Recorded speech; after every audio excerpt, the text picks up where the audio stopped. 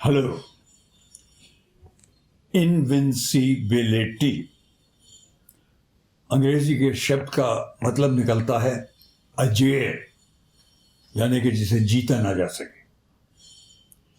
इसी से एक शब्द निकलता है अजात शत्रु, एक ऐसी शख्सियत जिसका कोई शत्रु ना हो। क्यों? क्योंकि उसने सारे शत्रुओं का संहार कर दिया हो, अब उसे हराने वाला कोई नहीं। वॉर, बैटल्स, युद्ध, क्यों बातें हो रही हैं ये आज?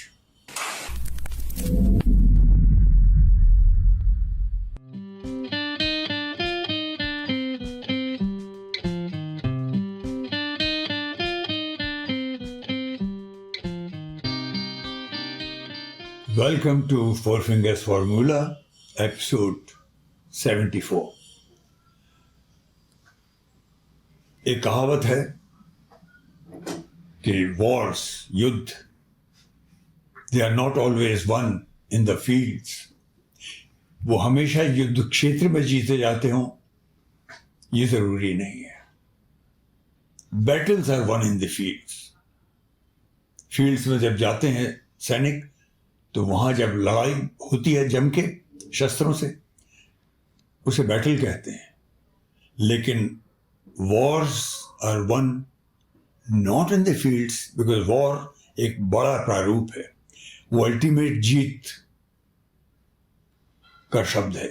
वो कहीं और जीता जाता है। कहाँ जीता जाता है? वो यहां जीता जाता है। Wars are won in the minds. ये एक मनोवैज्ञानिक टर्म है। ये they are all related with psychological impressions, the perceptions. वो हमेशा माइंड से, आपके मस्तिष्क से ताल्लुक रखते हैं। 1757 में एक बहुत ही बड़ी लड़ाई हुई थी, युद्ध हुआ था भारत में। उसे बैटल ऑफ प्लासी कहते हैं। एक तरफ अंग्रेजों की फौज थी जो अल्टीमेटली शासक बने भारत के, और एक तरफ नवाब सिराजुद्दौला की फौज थी। नवाब सिराजुद्दौला की फौज में 50,000 से ज्यादा सैनिक थे, बहुत ही लड़ाकू सैनिक। और उनसे लड़ने के लिए भेजे गए थे कर्नल रॉबर्ट क्लाइव। बहुत मशहूर नाम है अंग्रेजों में। क्लाइव ने वो बैटल जीती। क्लाइव के साथ कितने सैनिक थे? माना जाता है कोई 3,000 सैनिक थे। 3,000 सैनिकों ने युद्ध क्षेत्र में 50,000 सैनिकों को हरा दिया, लड़ाई जीती। क्योंकि वो war was fought here in the brain. अभी एक बहुत ही इंपॉर्टेंट इलेक्शन कंप्लीट हुआ है, गुजरात का असेंबली इलेक्शन। उससे पहले हिमाचल का भी असेंबली इलेक्शन हुआ। गुजरात के असेंबली इलेक्शन में एक बहुत ही जोर का फरवर था। पूरा प्रेशर के साथ लड़ा गया था। प्रधानमंत्री पता नहीं कितनी बार, अनगिनत बार गुजरात गए और छोटी छोटी जगह जाकर उन्होंने यात्राएं की, वॉक्स किए, प्रचार किया, जोरों से लगे रहे, तन्मयता के साथ। लगाया कोई वॉर हो रही है, उसकी तैयारी है ये। और एक और शख्सियत उभरी, वो था अरविंद केजरीवाल, द आप पार्टी। आप जो थी पार्टी, उसने भी पूरा जोर लगा दिया। There are so many road shows almost matching the BJP road shows. वो भी इतने जोर के साथ लग गए कि जैसे कि एक वॉर जीतनी है। और बीजेपी तो खैर पूरे जुनून के साथ लगी हुई थी, क्योंकि बीजेपी के लिए बहुत जरूरी था कि इसकी जो गुजरात का इलेक्शन था, उसकी छाया 2024 के पार्लियामेंट्री इलेक्शन पर पड़ने ही वाली थी। गुजरात उनका गढ़ है, उसे जीता जाना बहुत ही जरूरी था for the sake of perception. लेकिन इस बार कांग्रेस का कहीं कुछ पता ही नहीं था। Almost no passion. सिर्फ एक दिन के लिए राहुल गांधी आए थे अपनी भारत जोड़ो यात्रा को, कि जब छुट्टी का दिन था उस दिन, वरना यात्रा भी वहां से बिल्कुल नहीं निकली गुजरात से, और ना हिमाचल से निकली। तो ये दो अलग अलग चीज़ें थी, पर दोनों का एक रेलेवेंस है। उनकी बहुत, इस पूरे जो इलेक्शंस हुए उसमें उनका जिक्र किया जाना बहुत ज़रूरी है। For a moment let's go to Bharat Jodo Yatra. जैसा कि मैं रिसेंटली अपने सारे वीडियोस में कहता रहा हूँ कि भारत जोड़ो यात्रा का उद्देश्य बिल्कुल अलग है। वो बहुत प्योरिटी का उद्देश्य है, वो भारत को टूटने से बचाने का उद्देश्य है। लोगों का गिरता हुआ जीवन यापन का स्तर, इस सब के प्रति एक चेतना लाना जरूरी था। और सबसे बड़ी चेतना इस बात के लिए लानी जरूरी थी कि ये जो धर्मांध होकर के लोग, धर्मों के बीच में जो विष फैल रहा था, जहर फैल रहा था, उसको हटाया जाए। वो उसी मुस्तैदी के साथ चलती रही। और मैं कन्फेस करना चाहूँगा कि मुझे बड़ा डर लगा कहीं ऐसा ना हो कि राहुल गांधी अपने खास लोगों को लेकर यात्रा कुछ दिन के लिए रोक दे और गुजरात में घुस जाए। ये बहुत बड़ी कुर्बानी थी, इसमें कोई शक नहीं था।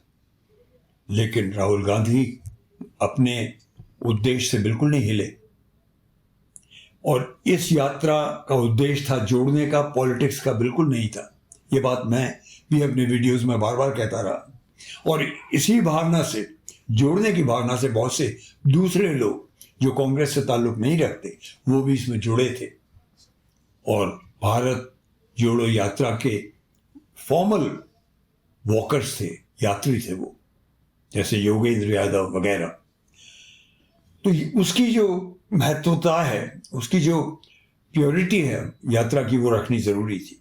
एंड थैंक गॉड राहुल नहीं डिगे, ना वो हिमाचल गए।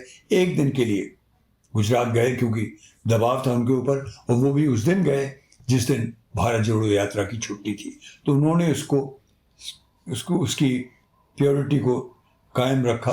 आई thank him for it. This will have very good effect in the long run, even politically. Yes, even for 2024 elections, that's my belief. Now let's come back to these two state elections.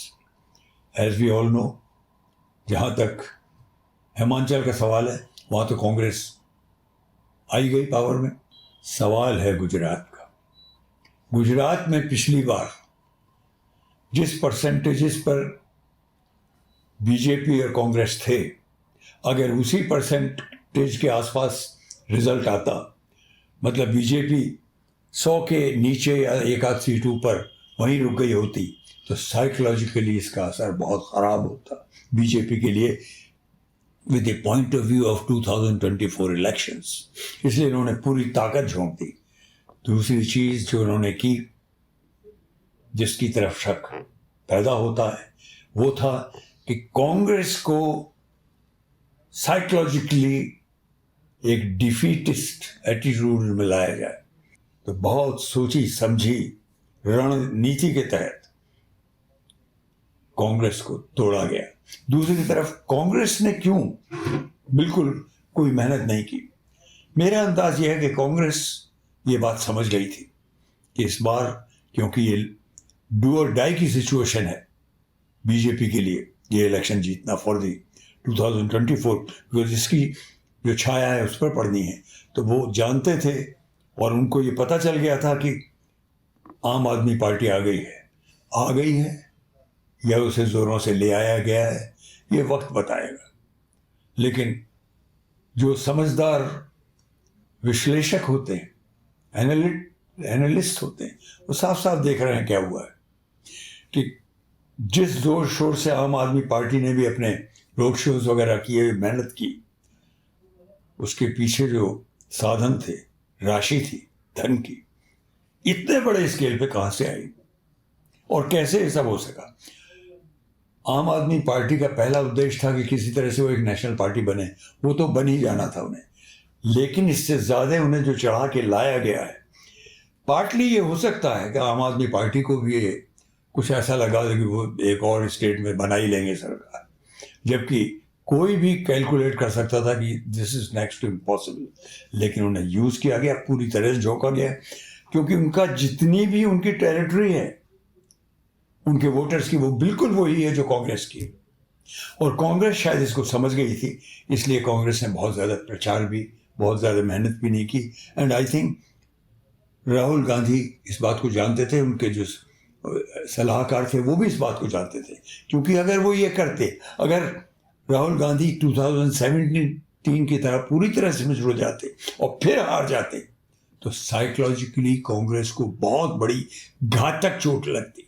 अब वो नहीं लगी है, क्योंकि उनके पास कहने के लिए सबको मालूम है, for the sake of the purity of the Bharat Jodo Yatra, Rahul did not damage his commitment at all, he remained committed to the Bharat Jodo यात्रा।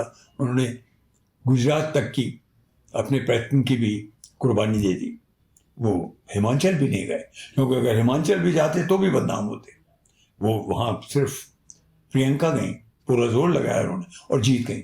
और सवाल उठता है कि अगर वाकई सेंटिमेंट बीजेपी की तरफ इस तरह था, तो हिमाचल में क्या हो गया बीजेपी, वहाँ क्यों नहीं जीत सरकार बना पाई, वहाँ इतने वोट कम क्यों हो गए? और आपका तो सफाया ही हो गया आम आदमी पार्टी का, जो दिख रहा है बिल्कुल साफ है।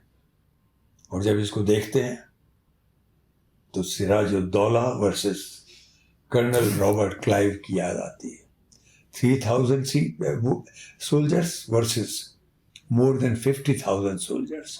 वहाँ भी राजनीति, the war game in the brain, कुटिलता का वार गेम, वो काम आया। उसने हराया सिराजुद्दौला को, उसने हराया हिंदुस्तान को तब, और अभी भी यही हुआ है। एक कुटिलता की राजनीति, war of cunningness has one over war of fairness, जो कभी होती थी किसी जमाने में।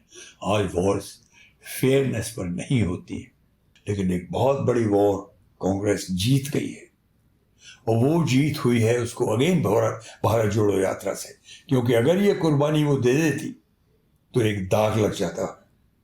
और हम अभी भारत जोड़ो यात्रा पर कोई भी किसी भी किस्म के दाग को, will be too expensive, we can not afford that blot on the integrity of Bharat Jodo Yatra, because Bharat Jodo यात्रा आज हम सबकी यात्रा बन गई है, हमारी मुहिम बन गई है, हमारे संघर्ष की कहानी बन गई है, हमारे स्ट्रगल की, जद्दोजहद की, मेहनत की, विश्वास की, ईमानदारी की, इंटेग्रिटी की, हमारी राष्ट्र प्रेम की यात्रा बन गई है। इसे जिताना जरूरी था। इसके लिए अगर गुजरात की कुर्बानी गई है तो कांग्रेस को बहुत हताश नहीं होना चाहिए। शायद इसका बहुत अच्छा असर पड़ सकता है 2024 के इलेक्शंस पर, क्योंकि शायद तब तक भारत एक बार फिर ईमानदारी से जुड़ जाए और फिर उन लोगों को हरा दे जो भारत को हराना चाह रहे हैं। यही विश्वास के साथ आई विश भारत जोड़ो यात्रा yet again a great success. ये हमारी यात्रा है, सबकी यात्रा है। आज इतना ही। एक दरख्वास्त है, प्लीज शेयर आवर वीडियो। ये थॉट्स फैलने चाहिए, और हमारे चैनल को सब्सक्राइब भी कीजिए। इसी के साथ